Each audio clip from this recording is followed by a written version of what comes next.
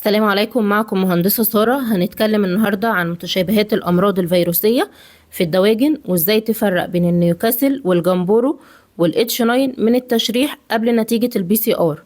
عمرك فتحت فرخة وشفت نزيف في المعدة الغدية وقلت ده نيوكاسل ولا جمبورو ولا إتش 9؟ المشكلة إن نفس الصفة التشريحية ممكن تبقى لأكتر من فيروس، ولو أخدت قرار غلط الدورة كلها ممكن تضيع.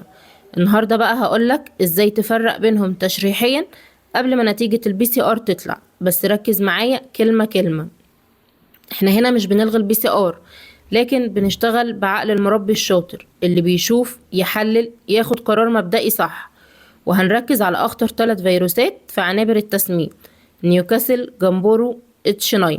الصفة التشريحية الأولى وهي المعدة الغدية، وبتكون أكتر عضو بيعمل لخبطة لأن ال3 فيروسات ممكن يضربوها، بس الفرق في مكان وشكل النزيف. النيوكاسل لو لقيت بقع نزيفية واضحة على شكل نقط أو بقع منتشر بشكل عشوائي. الجمبورو هنا ركز قوي لأن النزيف بيبقى متركز بالظبط على الخط الفاصل بين المعدة الغدية والقانصة. العلامة دي لو شفتها الجمبورو هو المتهم الأول. الاتش 9 ممكن تشوف بقع نزيفية بتشبه النيوكاسل، بس النزيف بيبقى أحد ومفيش أعراض عصبية عنيفة، يعني شبه النيوكاسل بس مش نيوكاسل. طيب الصفة التشريحية الثالثة وهي الطحال. في النيوكاسل بيكون الطحال متضخم محتقن بشدة، أحيانا في نزيف، يعني طحال كبير ومضروب، فكر نيوكاسل فورا.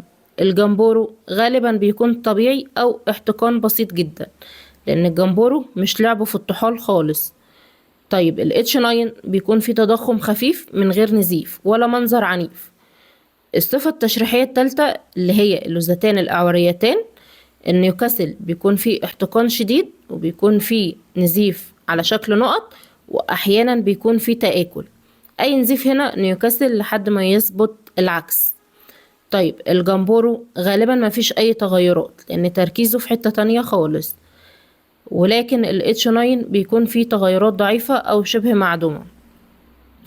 الصفة التشريحية الرابعة وهي الأهم جراب فابريشس اللي هي البرسة، ولو ركزت في الجراب انت كده اختصرت نص التشريح أو التشخيص.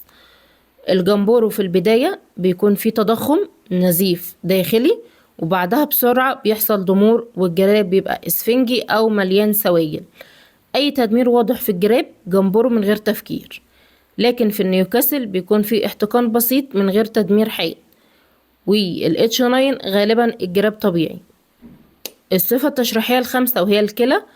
النيوكاسل بتكون الكلى متضخمة ومحتقنة، يعني كلى مضروبة بقوة نيوكاسل. الجمبورو بيكون فيه احتقان بسيط بسبب الجفاف. الاتش 9 في أغلب الحالات بتبقى طبيعية. الصفة التشريحية السادسة وهي الجهاز التنفسي. النيوكاسل بيكون فيه مخاط كثيف في القصبة وأحيانا نزيف ومعاه أعراض تنفسية وعصبية. الجمبورو مفيش إصابات تنفسية مباشرة.